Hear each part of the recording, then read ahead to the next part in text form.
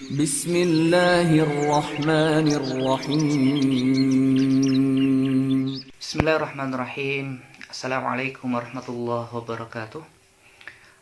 Alhamdulillahirabbil alamin alladzi nahmaduhu wa nasta'inuhu wa nastaghfiruh wa na'udzu billahi min syururi anfusina min sayyiati a'malina may yahdihillahu fala mudilla lahu wa may yudlil fala hadiyalah wa asyhadu an la ilaha illallah wahdahu la syarika lah wa asyhadu anna Muhammadan abduhu wa rasuluhu alladzi la rasula wa la nabiyya ba'dah. Allahumma salli wa sallim wa barik ala sayyidina wa habibina Muhammadin wa ala alihi wa sahbihi ajma'in wa man tabi'ahum bi ihsanin ila yaumiddin, amma ba'du. Alhamdulillah, segala puji kita panjatkan kepada Allah Ta'ala atas segala nikmatnya. Salat dan salam semoga Allah limpah curahkan kepada junjungan kita Nabi besar Muhammad sallallahu alaihi wasallam, kepada keluarga, sahabat dan para pengikutnya yang setia menjalankan sunnahnya hingga yaumul qiyamah. Teman-teman, dari para followers akun Kabar Umat Islam, di pagi hari yang insya Allah diberkahi ini, setelah sholat subuh, saya akan berbicara ringkas tentang masalah Afghanistan dan Taliban. Nah, ternyata masih banyak dari teman-teman kita yang kurang begitu paham. Apa sih Taliban itu? Apa yang terjadi di sana, di Afghanistan itu? Bagaimana sih Taliban itu? Baik atau jahat? Dan banyak sekali pertanyaan-pertanyaan yang masuk itu di akun ini ataupun di akun yang saya kelola secara pribadi. Teman-teman yang dirahmati oleh Allah Ta'ala, bismillah, sebelumnya saya ucapkan semoga Allah Ta'ala membimbing lisan saya. Berbicara tentang Taliban itu tidak bisa kita hanya mengambil sepotong ya. Jadi Taliban itu adalah bagian sejarah panjang dari bangsa Afghanistan. Jadi kalau kita berbicara Afghanistan dengan konfliknya di sini maksudnya perang, maka itu juga bukan hanya hari ini saja yang kita lihat, tapi itu ada hubungannya dengan beberapa puluh tahun yang lalu. Nah, Afghanistan sendiri ini adalah negeri yang terjadi perang itu banyak dan lama. Itu sudah ratusan tahun, mungkin itu sudah ratusan tahun berganti aktornya perang. Dari penjajah barat atau sebelum itu saja, di masa-masa kekhilafan itu sudah terjadi perang di sana. Tetapi karena ingin meringkasnya, yang paling berkaitan dengan yang saat ini terjadi yaitu Taliban, kita mulakan itu dari tahun 79. Nah ini. Jadi tahun 79, jadi saya belum lahir, apalagi teman-teman ini banyak juga yang masih muda-muda ini juga masih yang jauh lebih muda daripada saya, apalagi kan gitu. Di tahun 79 ini ada sebuah negeri namanya Uni Soviet. Negeri yang besar sekali, negeri superpower. Sekarang sudah tidak ada karena sudah bubar. Nah, negeri Uni Soviet ini adalah negeri yang berhaluan ideologinya itu sosialis komunis. Kalau kita bilang tuh PKI gitu ya. Seperti PKI atau Partai Komunis Indonesia ini. Negeri ini besar, punya kekuatan militer yang sangat besar dan bersaing dengan Amerika. Nah, di waktu itu ada semacam kompetisi yang tidak sehat, itu saingan antara pihak Amerika, ini disebutnya dengan blok barat, dan Uni Soviet yang disebutnya blok timur. Nah, itu terjadi persaingan. Nah, terjadilah persaingan yang sangat luar biasa. Saat itu ada yang namanya perang dingin di masa itu, sehingga beberapa negeri itu termasuk Indonesia itu ikut dalam sebuah gerakan namanya gerakan non-blok. Non-blok itu nggak ngeblok ke timur ataupun nggak ngeblok ke barat. Nah, ini singkat cerita, kembali kepada Afghanistan. Uni Soviet ini punya pengaruh di sana. Jadi di sana dia itu punya antek komunis dari Uni Soviet. Nah, disokonglah ini agar antek-anteknya ini bisa menguasai Afghanistan, memaksakan ideologi komunisnya kepada rakyat Afghanistan. Nah, rakyat Afghanistan yang terkenal religius, Islami dan fanatik begitu, menolak. Penolakan ini semakin tajam dan bukan hanya secara suara, hanya pecahlah konflik bersenjata. Nah, tentu saja Uni Soviet ini memberikan bantuan kepada bonekanya dengan bantuan yang luar biasa, bukan cuma bantuan secara material uang, tapi juga menurunkan pasukannya ke sana, dan bukan main-main itu. Ribuan pasukan itu diturunkan melengkap dengan persenjataannya, baik itu udara ataupun darat, turun ke sana. Ya, berhadapanlah antara rakyat Afghanistan yang Muslim melawan pemerintah boneka yang komunis yang disokong oleh Uni Soviet. Nah, setelah itu perlawanan rakyat Afghanistan ini yang awalnya itu sifatnya itu adalah teritorial dulu. Teritorial maksudnya sifatnya adalah perang antara mereka gitu. Itu menjadi bukan teritorial lagi, tapi menjadi global, karena menjadi magnet bagi fighter di seluruh dunia. Jadi petarung-petarung di dunia itu tersedot untuk ikut masuk di kancah perang Afghanistan. Nah, di situ aktornya yang bermain banyak sekali. Jadi kita sebut rakyat Afghanistan, kita sebut saja mujahidin, ini juga tidak sendirian. Jadi banyak juga penyokongnya, termasuk Amerika. Jadi Amerika ini juga kasih sokongan kepada mujahidin. Alasannya apa? Tentu saja kepentingan Amerika, karena Amerika punya kepentingan bisa meminjam tangannya rakyat Afghanistan untuk memukul lawannya atau rivalnya, yaitu Uni Soviet. Jadi kepentingannya di situ tentu saja. Didukung juga oleh termasuk Cina. Cina itu walaupun waktu itu adalah juga berhaluan komunis, tetapi dia itu mendukung rakyat Afghanistan. Ini kan aneh ya. Ya inilah politik kan gitu. Termasuk Saudi, kemudian juga Pakistan, ini juga mendukung Afghanistan, dan banyak negara yang mendukung perjuangan rakyat Afghanistan melawan pendudukan Uni Soviet dan bonekanya. Perang berkecamuk luar biasa.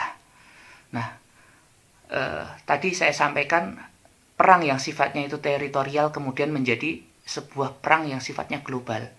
Nah, narasi jihad ini muncul, sehingga itu menjadi magnet yang sangat kuat untuk menarik para mujahid dari luar Afghanistan. Jadi waktu itu banyak sekali mujahidin dari luar itu datang ke Afghanistan untuk membela Afghanistan. Salah satu tokoh kuncinya, tokoh terkemukanya dalam jihad Afghanistan ini adalah beliau yang disebut dengan Abdullah Azzam. Semoga Allah merahmatinya, atau Syekh Abdullah Azzam. Beliau ini orang Palestina, kemudian kuliah di Al-Azhar Mesir sampai S3, di kuliah S3, kemudian beliau berhijrah membawa keluarganya ke Afghanistan untuk berjihad di sana. Beliau menulis buku, yang mana buku ini kemudian menyebar ke seluruh negeri kaum muslimin. Salah satu bukunya itu adalah Ayatul Rahman fi Jihadil Afghan. Tanda-tanda kekuasaan Allah di bumi Afgan. Jadi di situ beliau menulis kisah-kisahnya, karomah-karomah jihad, kisah-kisah karomah-karomah orang yang mati syahid, dan itu membuat orang itu kan semakin antusias. Dan beberapa tulisan yang lain, beliau menyurat dengan para ulama, dan waktu itu ada fatwa yang fatwa dari beliau dan termasuk dari Mufti Saudi, bahasanya kewajiban jihad untuk membela Afghanistan itu adalah kewajiban bagi seluruh kaum muslimin. Tambah semakin besar kan. Nah, perang besar terjadi. Nah, perang ini bertahun-tahun terjadi sampai terakhir akhirnya di tahun 89 Uni Soviet ini kalah. Ya. Dan menurut data statistik itu jumlah korbannya di perang antara 79 sampai 89 itu yang meninggal korbannya dari semua pihak itu sampai 2 juta. Itu insyaallah harga manusia ya, 2 juta orang meninggal. Nah, Uni Soviet tumbang. Tetapi di situ bonekanya masih ada. Presidennya namanya Najibullah. Ini presiden komunisnya yang dipasang oleh Uni Soviet. Tapi tentu saja dia nggak bisa memegang Afghanistan, tidak bisa mengontrol, tidak bisa mengendalikan. Di tahun 92 Uni Soviet kan bubar. Di tahun 92 ini pemerintahan juga bubar. Jadi habis. Dengan kesimpulan Mujahidin menang. Nah, kembali kepada sedikit tadi masalah bantuan Amerika. Nah, itu sampai diabadikan di salah satu film terkenalnya Hollywood, film Rambo. Nah, teman-teman yang seusia saya pasti tahu itu Rambo. Episode yang sequel di Afghanistan. Sampai Rambo-nya mengucapkan Assalamualaikum. Rambo-nya ditolong oleh Mujahidin Afgan waktu itu karena diculik sama komunis ya. Nah itu.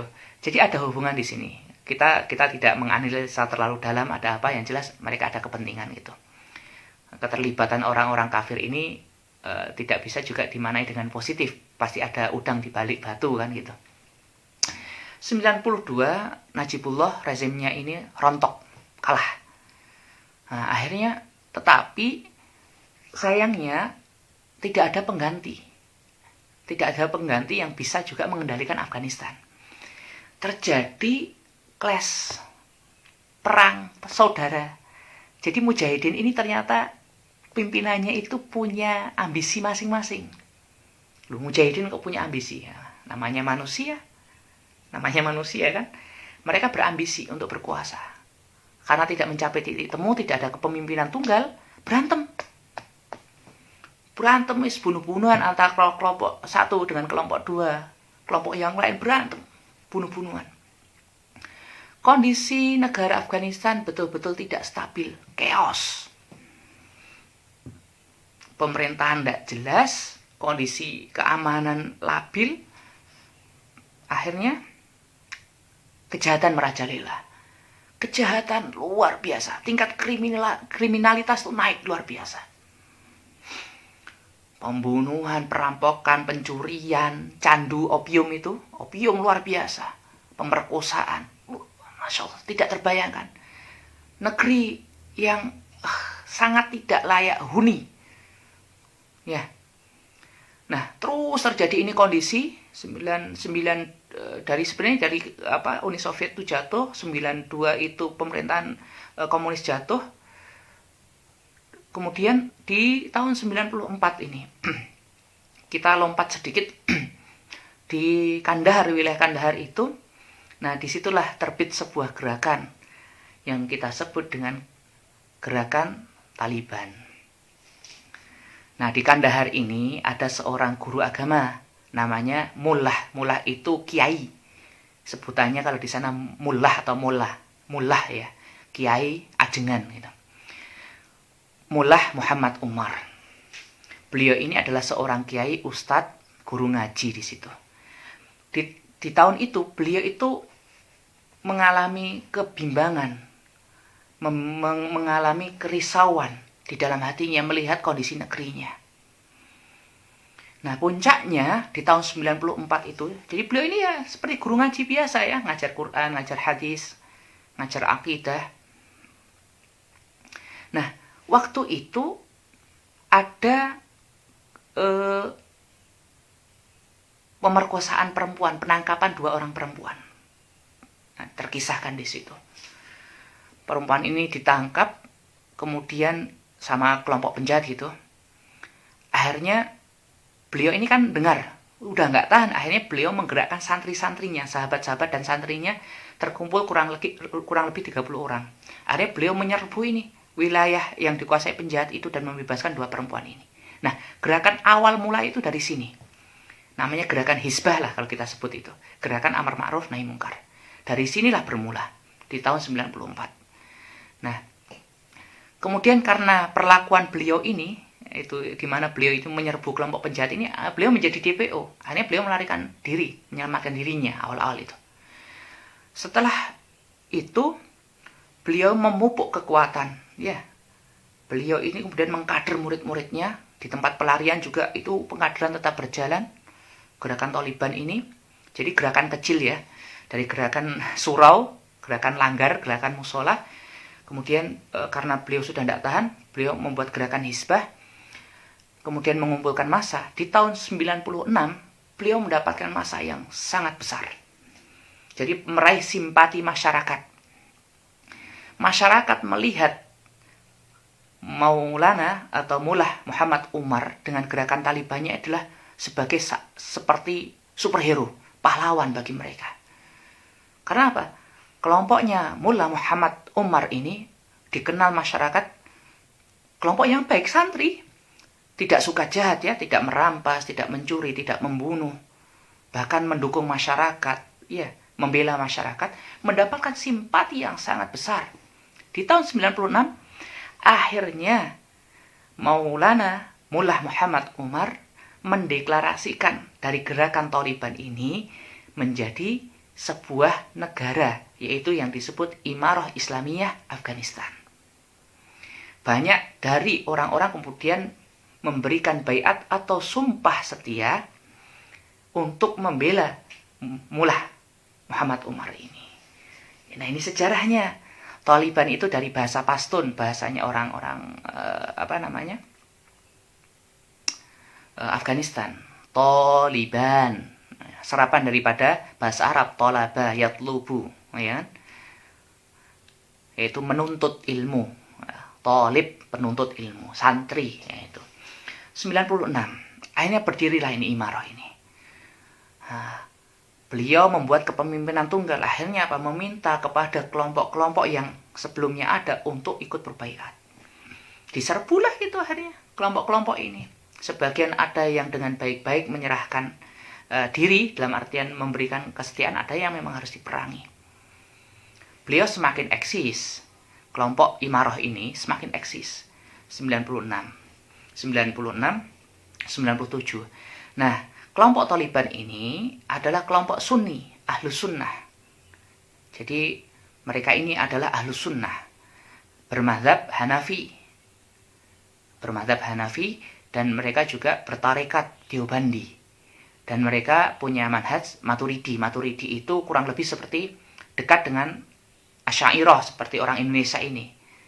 Jadi kalau keyakinan saya ya, manhaj akidah yang diakui di dalam Islam itu, yang Ahlus Sunnah yang saya akui itu Asariyah, Asy'ariyah atau Asy'ariyah dan Maturidiyah. 3. Kalau saya Asariyah insyaallah, dan menganggap mereka yang Asy'ariyah dan Maturidiyah adalah saudara. Nah, gerakan ini seperti itulah kurang lebih manhaj di dalam berislamnya. Dan kemudian menerapkan hukum Islam. Nah, ini dikenal sekali, sangat konservatif, sangat ortodoks sekali. Jadi oleh media Barat ini juga banyak digoreng apa yang dilakukan oleh Imarah Islamiyah, karena memang ketat sekali mereka ini di dalam penerapan syariat Islam. Masalah jilbabnya perempuan, mereka mewajibkan perempuan itu bukan hanya sekedar berkerudung, tapi juga memakai burqa, penutup muka. Mereka menutup bioskop, ya. Bioskop tidak boleh. Kemudian juga acara-acara TV-TV yang nggak jelas itu juga nggak boleh. Kemudian juga dari sisi, kalau orang-orang sekuler liberal itu dari sisi masalah gender, Taliban ini sangat-sangat meminggirkan perannya kaum perempuan. Jadi perempuan ini seperti tidak dianggap. Padahal tidak seperti itu. Sekali lagi ini kan persepsinya orang-orang kafir. Kalau persepsinya orang Islam, ya itu jelas ada hujahnya, ada dasarnya. Perempuan di rumah saja contohnya, ya jelas waqarna fi buyutikunna dalam ayatnya kan gitu. Jadi memang terkesannya ortodok dan sangat-sangat konservatif yang dilakukan oleh Taliban ini. Singkat cerita saya ringkas lagi, dari 96 mereka berkuasa, di 2001 ini kemudian terjadi perubahan yang besar, terjadi peristiwa yang besar. Waktu itu saya SMP.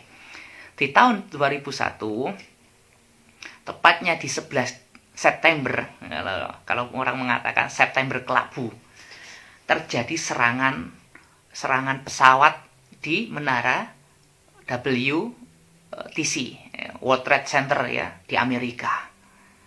Serangan ini sangat besar sekali. Jadi pesawat menabrakkan ke gedung kembar di Amerika sana. kemudian gedungnya rontok, itu sangat terkenal ya, sampai yang mati itu ribuan dari warga Amerika. Dan saat itu juga Amerika menuding aktor di balik serangan ini adalah Al-Qaeda yang dipimpin oleh Usama bin Laden. Oke, dan ini masih menyimpan teka-teki yang besar sampai saat ini tuh, masalah serangan 11 September ini ya. Tapi kan jari telunjuk sudah ditudingkan bahwasanya aktor serangan ini adalah Al-Qaeda atau Usama bin Laden yang menjadi otak dari serangan ini. Waktu itu Osama bin Laden dengan gerakan Al-Qaedanya berada di bawah perlindungan Imarah Islamiyah Taliban. Jadi di sana di Afghanistan ya. Oleh Mullah Umar, Al-Qaeda ini diberikan perlindungan. Amerika meminta kepada Mullah Umar untuk menyerahkan. Serahkan itu Usama bin Laden. Serahkan kepada kami. Kalau tidak, ya kamu akan melihat apa yang akan kami lakukan. Nah, ini ngancam. Mullah Umar menolaknya. Karena bagi mereka Osama bin Laden dan Al-Qaeda ini adalah tamu yang harus dilindungi. Tidak bisa kita itu berbuat nista dengan menyerahkan tamu yang meminta perlindungan di bawah kita kepada musuhnya. Nah, karena penolakan ini, Amerika memutuskan untuk menyerang Taliban. Di tahun 2001, Amerika memutuskan untuk menyerang Taliban, dan bukan hanya Amerika. Dia juga membawa konco-konconya, membawa sekutunya.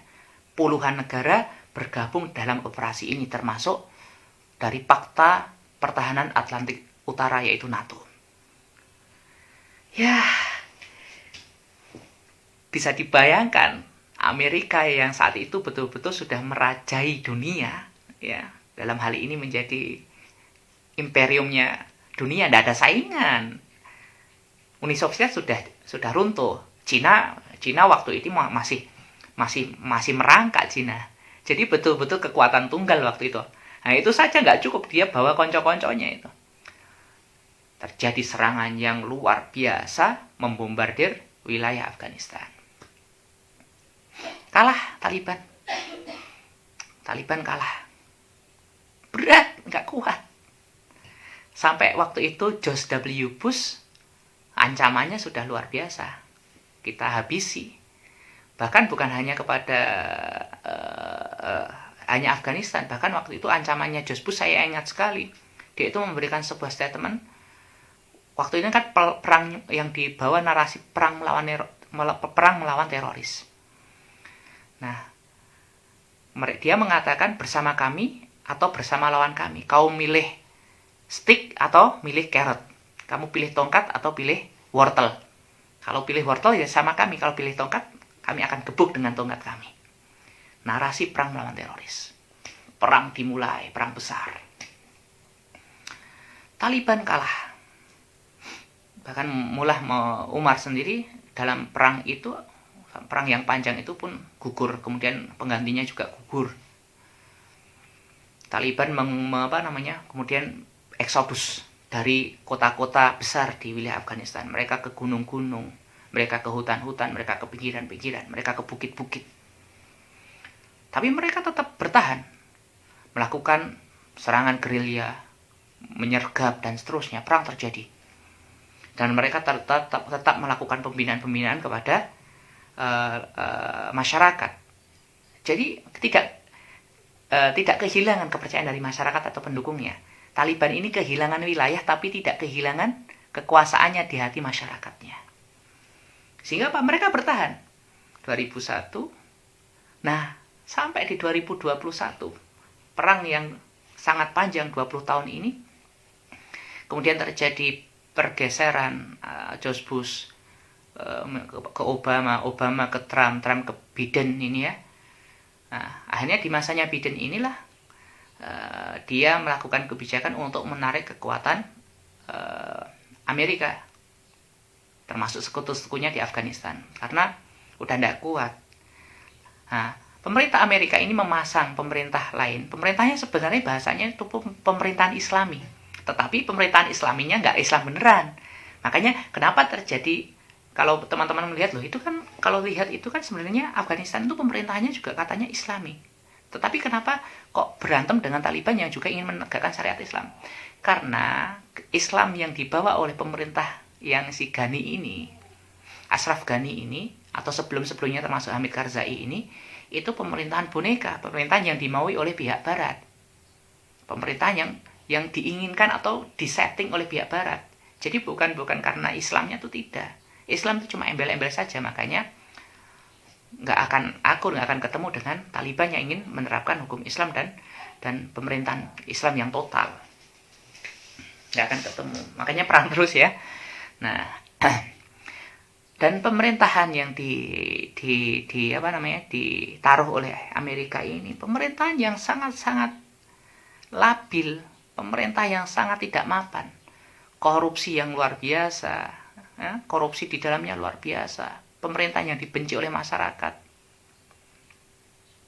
Nah, makanya ketika ada statement Amerika ingin mundur dari Afghanistan, ini kesempatan emas. Dan kita lihat, jadi bukan ini semata-mata dikasih Amerika, tidak. Ini ada orang yang mengatakan, wah itu cuma dapat dari Amerika, itu pasti ada apa-apa. Bukan seperti itu.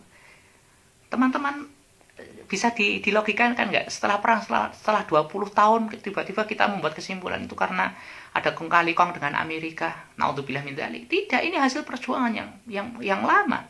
Hasil kesabaran yang lama. Akhirnya Taliban pun menguat, sebenarnya ya sudah kuat, tapi semakin menampakkan dirinya. Akhirnya kita lihat beberapa hari kemarin mereka merebut wilayah itu dengan sangat cepat, dalam hitungan jam gitu kan. Bahkan Kabul pun dikuasai tanpa menumpahkan setetes darah pun daripada masyarakatnya.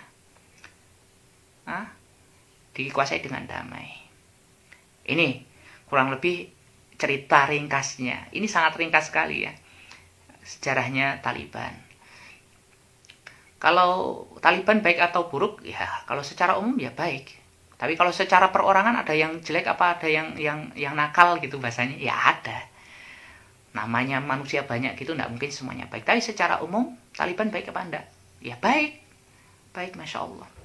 Adapun narasi yang dibangun oleh orang-orang Barat tentang Taliban ini, perspektif yang dibangun oleh Barat, maka itu kita tidak bisa ambil karena memang dari dulu mereka itu membuat black campaign tentang masalah penerapan syariat Islam yang dilakukan oleh Taliban ini, yang keras lah, yang kaku lah, yang anti gender lah, yang radikal lah. Itu sudah kalau kita sudah kita tolak dari awal-awal gitu.